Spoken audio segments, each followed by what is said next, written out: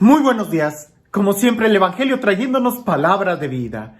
No cabe duda que el Evangelio, la palabra de Dios, cuando la leemos, cuando la escuchamos con un corazón dispuesto a querer escuchar la misma voz de Dios, se convierte en alimento para nuestra alma. De la palabra de Dios encontramos fuerza para seguir adelante, para no desviarnos ni a derecha ni a izquierda, sino seguir adelante en este plan maravilloso que Dios tiene para cada uno de nosotros. Que seamos felices, que disfrutemos su amor, que vivamos en su presencia. En este tiempo de Adviento, donde nos estamos preparando para recibir a Jesús en su segunda venida, pero también para celebrar la Navidad. Y lo voy a decir y lo he dicho una y otra vez, nosotros no celebramos fechas. Lo que celebramos es un acontecimiento y como nos queremos preparar para este acontecimiento, le tenemos que poner una fecha. Pero el acontecimiento es que Dios se hace hombre. Dios se encarna. ¿Para qué? Para hablarnos directamente nuestro idioma. ¿Para qué? Para poder salvarnos, para enseñarnos el camino, para poder pronunciar su palabra directamente a nuestros corazones. El día de hoy en el Evangelio no lo voy a leer por dos razones. Una, porque si lo leo, creo que corro el riesgo de detenerme en el primer renglón y empezar a explicar cada nombre, lo que significa el nombre que ahí está. En el Evangelio el día de hoy es la genealogía de Jesús, es decir, nos va a describir quiénes son los que están en la línea de las generaciones de Jesús, sus antepasados. Y digo que me tardaría mucho y correría el peligro de detenerme, porque quizás si lo leemos rápido, lo vas a sentir que es un evangelio muy largo, o vas a sentir que no tiene sentido, que incluso son nombres tan raros que se dividen en generaciones y que puede ser, si no estás familiarizado con esos nombres, con la historia de la Biblia, puede ser que esos nombres no tengan mucho impacto para ti. Como cuando ves los nombres de tu propia historia, cuando empiezan a ver los álbumes de fotografías y te dicen, mira, este es tu tío, este es fulano de tal, él es el que vino. Tú dices, no, pues no lo conozco, se me hace aburrido. Pero cuando tú escuchas y conoces cada nombre de esa historia, se habla de un drama de la vida. Se habla de una historia de salvación donde hay todo. Hay personajes en esta línea que son y que fueron muy loables, personajes heroicos, santos. Pero también hay otros personajes que dejaron mucho que desear. Personajes que más bien parecía que iban arruinando la historia. Y fíjate bien, estamos hablando de la genealogía de Jesús. Estamos hablando de los antepasados de Jesús. Sabemos claramente que Jesús nunca cometió pecado. Incluso radicalmente, la carne que Jesús asume en su encarnación tampoco cometió pecado. Estamos hablando de la Inmaculada Concepción de María, porque era necesario que Jesús, sin cometer pecado, pudiera pagar por todos los pecadores. Era necesario que la carne que Jesús asumiera no tuviera pecado para que esta carne fuera la que soportara el castigo que a ti y a mí nos trae la paz. Pero eso no le quitó a Jesús el que la historia en la que Él se encarna había mucho pecado, había mucha traición, había mucha maldad, personajes muy buenos y personajes muy malos. Déjame lo digo en una caricatura.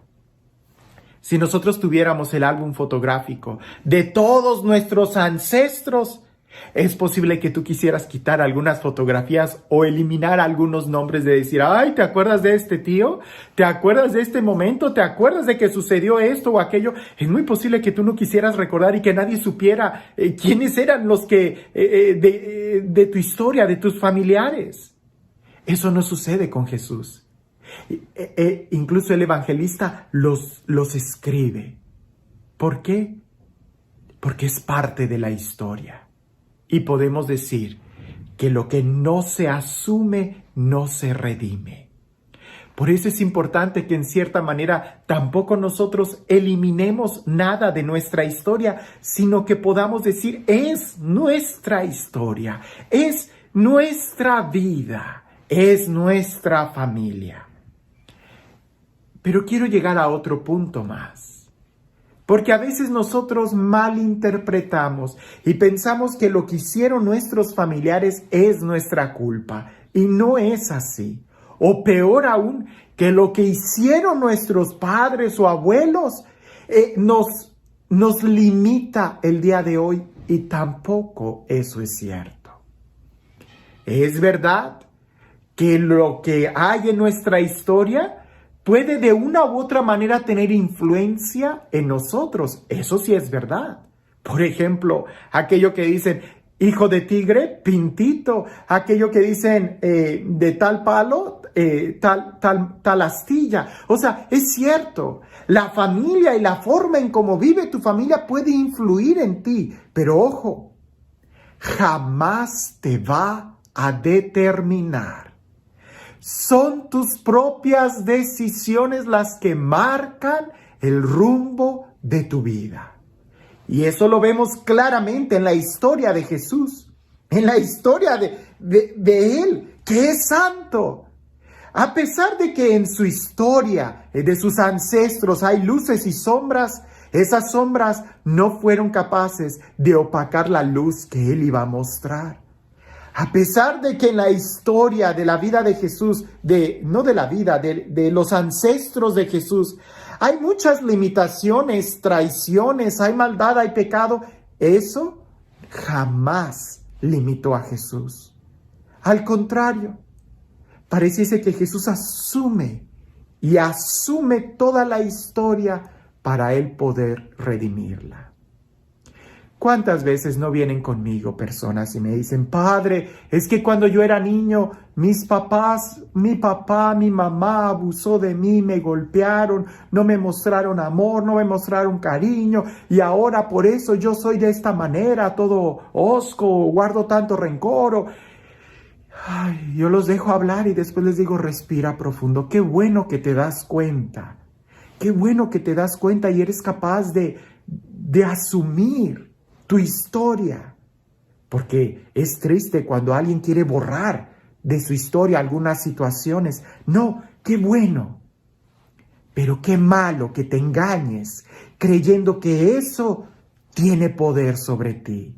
Que eso te limita. Que eso te determina. No, no es así. Tú tienes la libertad y la capacidad de decidir qué hacer con esa historia. Si tú quieres continuar en una línea de maldad o en ti, eso se detiene y tomas la decisión de cambiar. Porque es cierto que la historia puede tener influencia sobre ti. Si yo vengo de una familia que es alcohólica, de una familia donde hay mucho adulterio, si yo vengo de una familia donde hay traición, donde hay abandono, donde hay guerras, es muy posible que eso para mí pueda lucir un poco normal, pero no lo es. Yo soy al final del día el que decide si tomo o no tomo alcohol. Yo soy al final del día quien decide si yo voy a cometer adulterio o no. Yo soy al final del día si decido ser fiel o no. El ejemplo tan grande que tenemos es en la vida de Jesús. Sí, él viene de María, que es santa, y José, que es santo, y pudiéramos decir que también Joaquín y Santa Ana, los abuelos de Jesús también eran santos. Sí, pero sigue para arriba. Vas a encontrar personajes en la vida de Jesús que verdaderamente eran renglones torcidos, pero cuando tú logras poner esos renglones torcidos en las manos de Dios, Él es quien puede escribir derecho. Cuando tú logras poner todas tus pasiones, tus miedos, tus traumas en las manos de Jesús, Él puede hacer que se escriba derecho. Tú eres al final el que decide cómo quieres vivir, si influenciado o eres tú quien decide. El ejemplo que me gusta poner es cuando tú vas en el tráfico. Es verdad que el sol y la gente puede estar manejando muy mal y pueden influir en la forma en cómo tú manejas, pero no te determinan.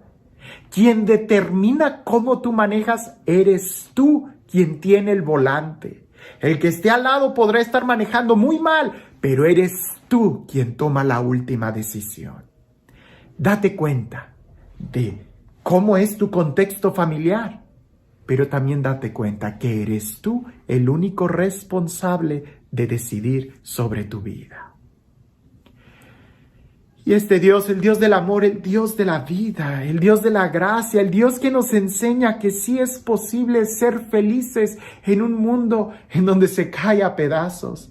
El Dios que incluso nos enseña que es posible cambiar y transformar este mundo, cambiar nuestra historia por una historia mejor. Porque aún el último capítulo de nuestra vida todavía no se escribe y a nosotros nos toca ser los protagonistas y decidir con quién queremos vivir. Que sea pues con este Dios, el Dios que entre a nuestra historia también y nos enseñe a asumir y a redimir nuestra propia historia. Que sea Él quien el día de hoy te bendiga, en el nombre del Padre, del Hijo y del Espíritu Santo. Había un hombre que se quejaba mucho y en aquella analogía que dicen, pues es que esta es la cruz que te tocó tomar. Él decía, es que mi familia, ahora estoy cuidando a mi papá enfermo y ahora tengo también esto, y se quejaba tanto de que iba con el sacerdote y le decía, es que la cruz que me tocó es muy pesada. Yo veo que todos los demás son felices, pero esta cruz que me tocó es muy pesada. Y en un sueño, él tuvo este sueño que es tan revelador y que quizás nosotros pudiéramos aprender. Él tuvo un sueño donde entra a una tienda, está caminando él con su cruz y ve tienda de cruces. Y él se sorprende, entra y dice, ¿qué es todo esto? Y él dice, oh, es que aquí es donde nosotros le damos la cruz a cada quien que va a tomar. Y él dice, pues a mí me tocó una muy pesada, yo no la quiero, ¿la puedo cambiar? Y el ángel que está en la puerta de la tienda le dice, seguro, déjala ahí y escoge la que tú quieras.